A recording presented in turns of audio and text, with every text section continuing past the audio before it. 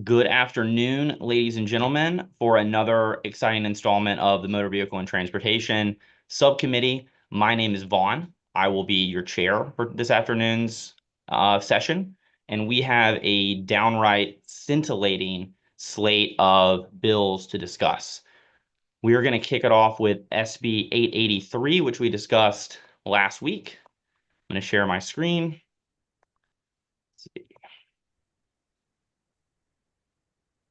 All right. Oh man, that's so embarrassing. I hate when I'm looking at young, handsome images of Barry Ciliberti from his youth and I share my screen and get caught. Oh, sorry guys. Okay. Um, Switch over to the actual bill. Sorry, I don't mean to objectify Delegate Ciliberti. So you'll remember the reprint of SB 883 from last week. You'll also remember that we added the Attorney General to the work group with some subcommittee amendments last week. You'll also remember that we heard the bill hearing today. So I've got a proposed amendment to add to this reprint. Patrick and I discussed it briefly. Patrick, I don't know if you had a chance to whip up any additional amendments. I don't. You mentioned, I don't remember the group. I've seen them mentioned, but I haven't seen any amendments from them. But the Got it. basic gist is to add four members that would represent consumer protection interests. That's right. So I want to, if you guys can turn your attention to the Economic Action Maryland testimony, they actually have, I'm going to share my screen so you don't really have to do it, but um, here we That's the go. group I was trying to think of. Yeah, so I'm going to propose this amendment from them as my own. And I think that it will hopefully address some of the concerns raised, I think, both during today's hearing and also some of the concerns that you guys have brought to me personally about your views about possessory liens and whatnot. Essentially, the function of this amendment is twofold. One, it makes the language of the work group's directive here a little bit more neutral rather than kind of going in the direction of like, okay, this is awesome. We're definitely doing this. And how can we make it constitutional? Instead, this language here will say like whether it's necessary, appropriate, in the public interest to establish these sorts of changes. The goal here is to try to make the language neutral so that they're actually kind of coming in it without any bias. The other thing this does is it adds four consumer protection organizations to the work group. And I'm going to make one small change in my kind of subcommittee amendment here, which is that I'm going to put in that these four consumer protection organizations will be appointed by the Attorney General. So I'm going to go ahead and move that amendment, which again repurposes the function of what they're discussing, adds consumer groups to achieve a little bit more balance, requires the Attorney General to appoint the consumer groups. I'm going to move that. Is there a second? Second. Okay, great. Now that's up for discussion, and I'm going to turn it over to Delegate Davis, who I think loves possessory liens, and she's going to tell us why. Thank you, Mr. Chair. First, I'd like to apologize. You must have discussed this when I was in court last Friday. We did talk, yeah, we did discuss it on Friday, and so I'm happy to go back to the reprint for you. But you didn't discuss this SB bill because we just heard it. So is there a House bill?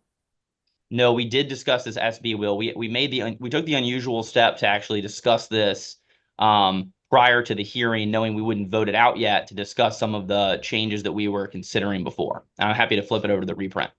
So You didn't miss a lot. It was like a 10-minute meeting. well, let me catch up. Okay. So I hate this bill. I think it gives the impression that the law isn't settled already.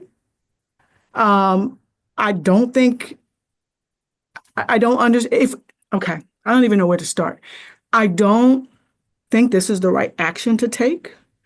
Um, and I can't support it even amended because we know what the law is. The law is already established, and these guys are still towing people's vehicles illegally. And to hand them this is just insulting to me. So I'll step back. I appreciate it. I like that. I like your energy. I feel you. So to be clear, the goal of the work group with this amended language is not actually to determine what the current law is. I agree with you, Delegate Davis. The law is settled as far as I'm concerned in terms of making legislative intent. I'm not the General Assembly. Obviously, I'm just the subcommittee chair of one lowly but also very awesome subcommittee. But I think the law is settled too. They're not going to talk about whether the law is settled or not. They're going to talk about whether or not they think that we should change the law. So that's the purpose of the bill now, is to Yeah. decide whether we should change the law. Correct. Correct. And I think with this amendment that I've just proposed, I think it'll be sufficiently balanced that they can have that conversation with everyone's interest at the table, not just the towing folks. So what happens is, we know what the law is now. So all that could happen was that they could actually they could come back and recommend that it changes. Change it or do nothing. Right. They could come back and say, we think actually the status quo is fine, which is the status quo again being that they can't do this. So my last question, is the bill still limited to post towing? Yes. It's still limited to post towing procedures. So shouldn't we allow, if you're going to look into this, shouldn't it be the full towing procedures? Post towing only favors the outcome that they're looking for. If we're going to look at towing, there are a lot of other regulations we can look at, and we shouldn't just limit it to post towing. That would be my amendment, that it includes all towing. Okay. I appreciate that. I mean, I'm just taking basically the opponent's amendment here, but I understand where you're coming from. I'm an opponent too. Yeah, fair. I got that drift. I appreciate it. Okay, Delegate Terraza. Thank you, Mr. Chairman, and I'm going to echo Delegate Davis's hate for this, or strong dislike for this bill, but because I worry about the predatory practices that are happening. So one of the people testified, I think it was the woman from the Montgomery County Consumer Protection Office. Yeah, Ms. Boucher, yeah. Yeah. I think it was her, maybe it was somebody else who said, like, if we're going, and it could have even been Delegate Davis. I just don't remember who said it, but anyway, said that it should look also at the predatory practices and figure out if there's something we need to do about that. Like, would that be something to add to this? Because I just wouldn't want this to be, like, I really like all these amendments and I like that it was made into a work group. So it's much better, but it seems to me, my experience with work groups is, even if it doesn't say they're tipped in that favor, the fact that we're having the discussion sometimes makes it seem like we're going in that direction, and then we should. What would your idea be, Delegate Terraza, to add basically a line that aligned to what they're supposed to study, to basically also, for example, analyze predatory practices in the towing industry along the same lines that Delegate Davis was also requesting? Yeah, well, actually, I didn't understand. So I was going to ask that. What is post towing? Because I don't know what that means. What post towing is. It just means what happens after the tow. Delegate Davis is saying post towing is I see. a really lasered focus, one part of it that happens to basically like be aligned with what the towing companies want to change. Yeah. She's saying, let's broaden this up to look at towing more broadly, not just post towing, but pre towing, during towing, all of the stages. But what I'm understanding you and her to mean is you want this work group to be more balanced, to even more balanced than what this amendment would say, to also, for example, look at predation in the towing industry. Am I hearing you correctly? Yes, and I apologize to Delegate Davis that I didn't understand post towing. And yes, now it sounds like I think it's my idea, but it was hers. Okay. Let's vote on this one, and then I'm going to let you guys offer your joint Terraza Davis amendment along that line in conception, and then we'll see where the votes lie. I'm going to vote for that. I'm going to vote for the amendment, your amendment too. Okay. All right. So let's take a vote on this amendment first, which is again rebalancing the makeup, adding whether or not this is in the public interest, and also adding this is what MACO wanted, to be able to look at the costs on the counties, the fiscal impact of the counties. You see that right here. So I'll stop sharing my screen. That amendment from Economic Action Maryland is on the floor. Any further thoughts on that? Okay, all in favor of that amendment, raise your hand or signify by saying aye. On the amendment, okay. Who's opposed to the amendment? Okay, that amendment passes. Delegate Terraza, do you want to offer yours? Or Delegate Davis, do you want to? It's up to Delegate Davis.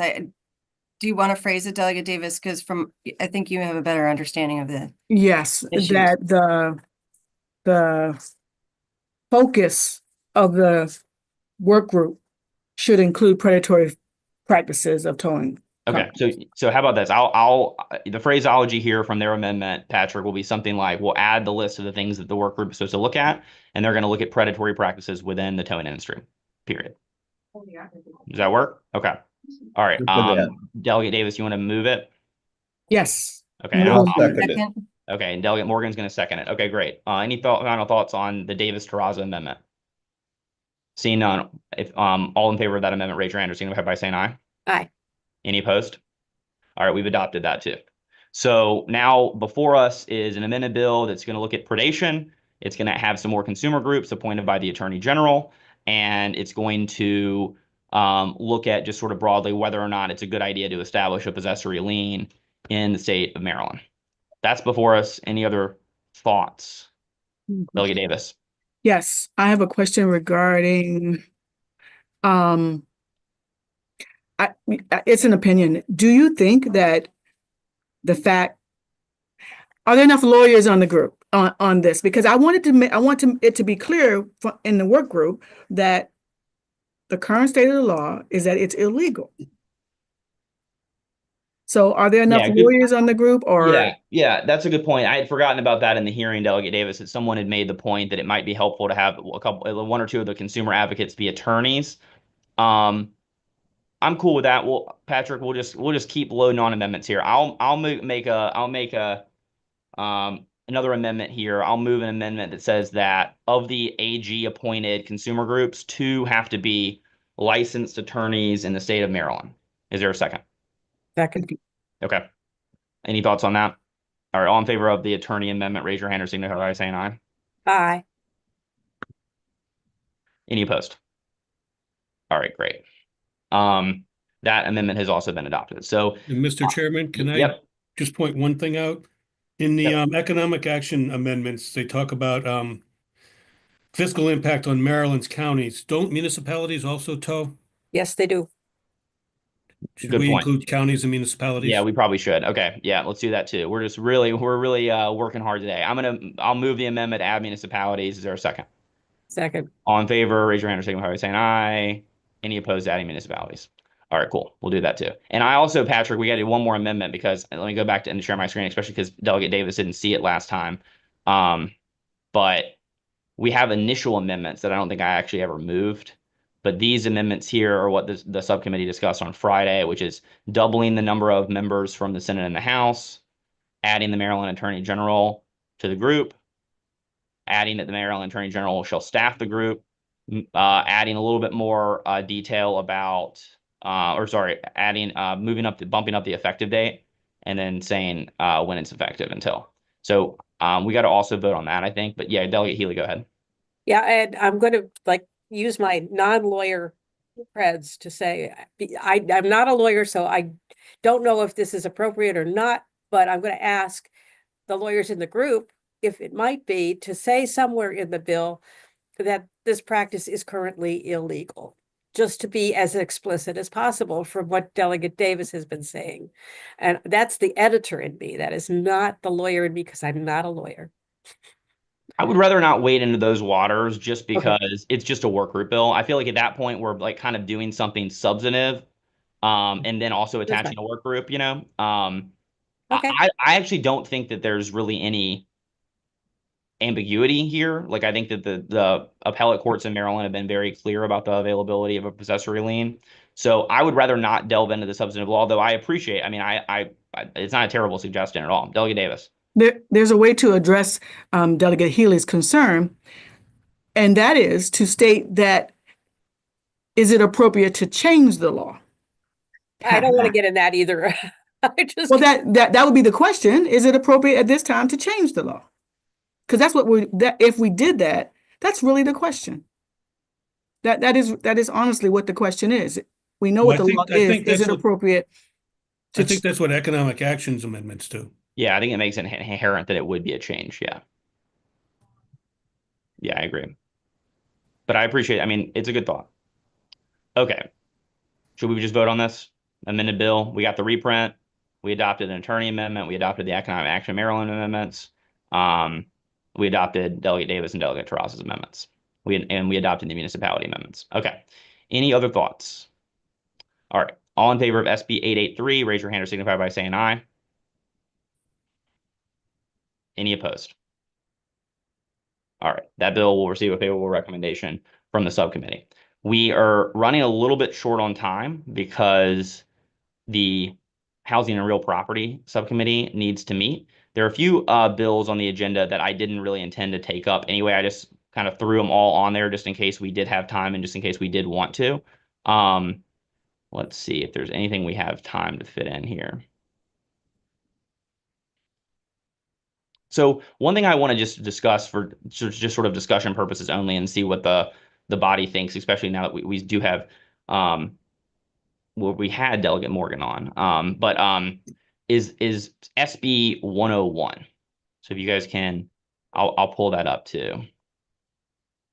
So SB 101 is one of two solicitation and panhandling bills we've had, and it's one of several that we've had in the subcommittee in its history. It's a very simple bill. The text of it is very simple because, as you'll see here, it's just adding Wicomico to this existing group of counties that prohibits persons from standing in roadways to solicit money or donations of any kind from the occupant of a vehicle.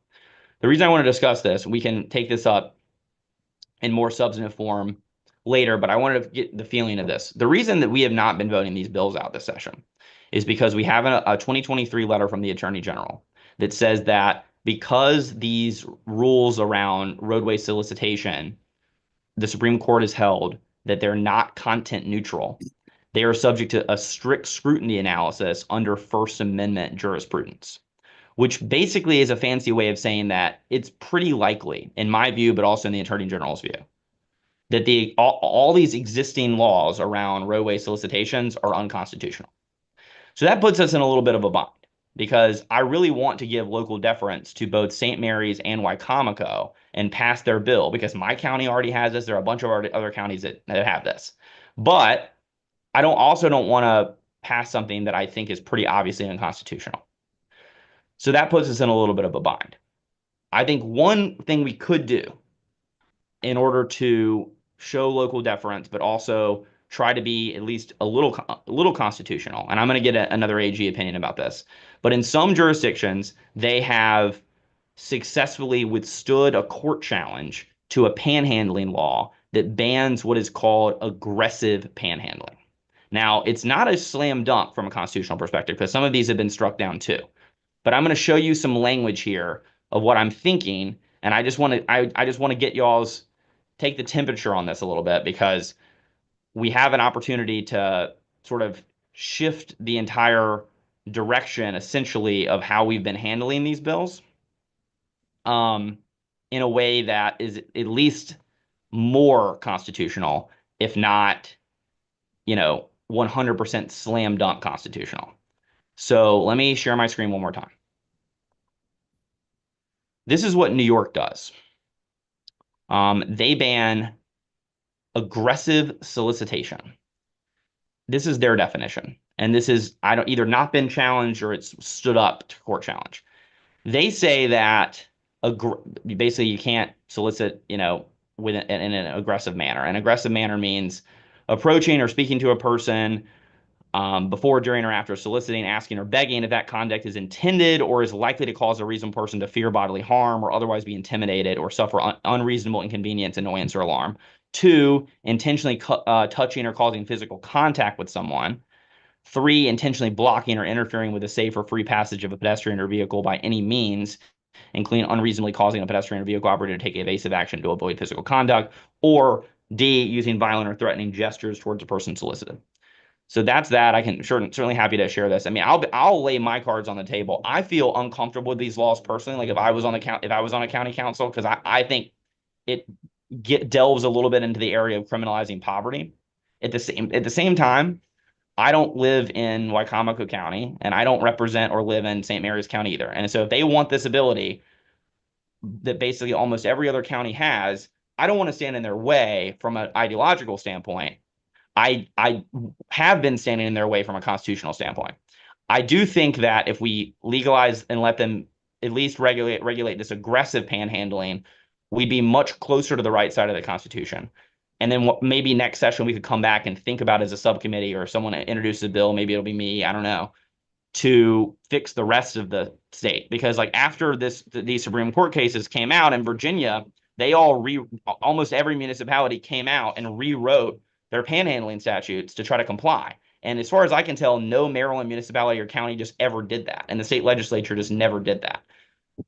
So anyway, that's my take on it. Any thoughts? Delegate Jacobs. I kind of like the language of the New York definition of aggressive panhandling. I think it really addresses what the problems are, at least from what I understand in Wycomico. I don't know if Todd's still on here or not, but I think he had to jump off, and I'll have time to consult with him too. But I appreciate that. thank you. Delegate Healy, you're muted.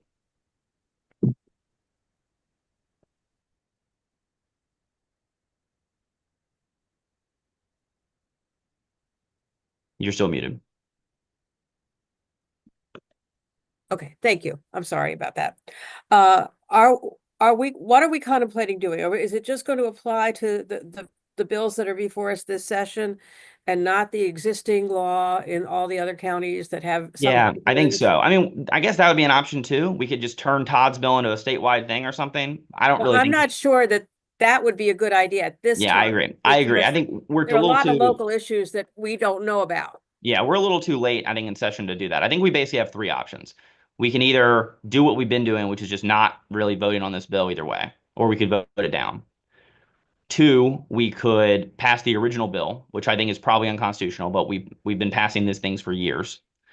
Or three, we could go after so-called aggressive panhandling, which again has withstood court challenges in some states and not in others, but at least it would be plausibly constitutional to do that, and then give the local jurisdictions what they want. Those are our three options.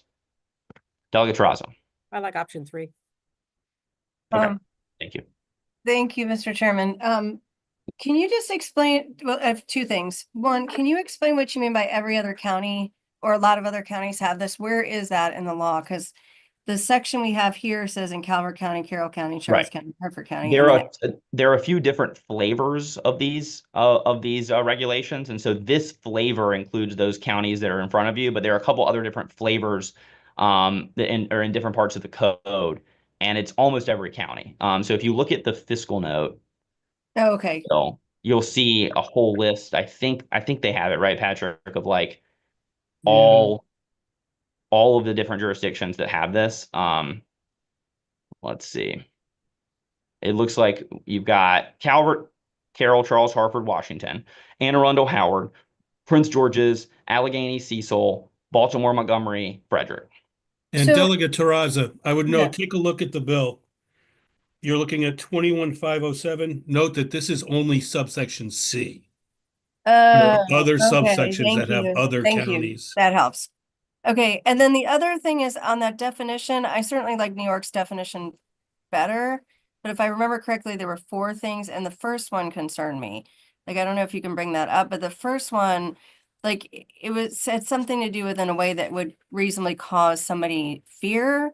And my concern would be that there would be a discriminatory impact of that, or racial undertones, or some other.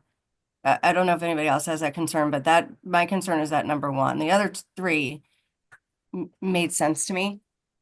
Okay, cool. I appreciate that. I Yeah, and don't obviously have it we in don't have front of me, to. but yeah.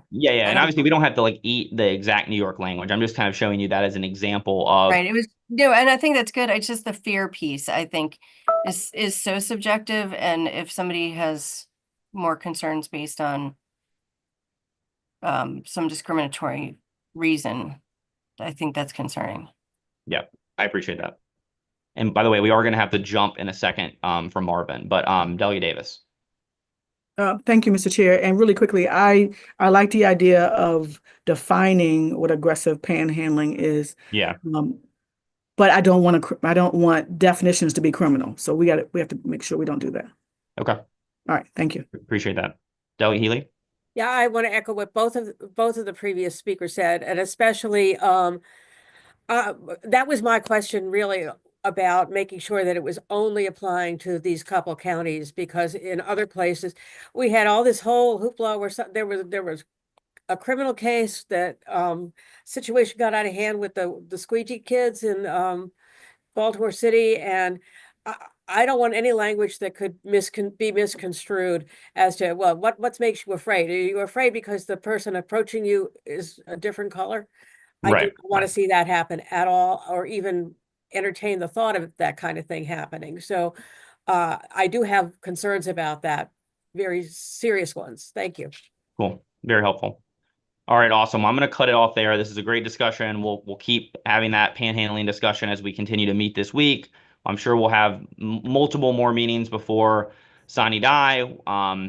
We still have a few bills, including a few that we heard today, that we need to think about. But I appreciate y'all's time, and I will see you on the floor in a little while. Bye-bye.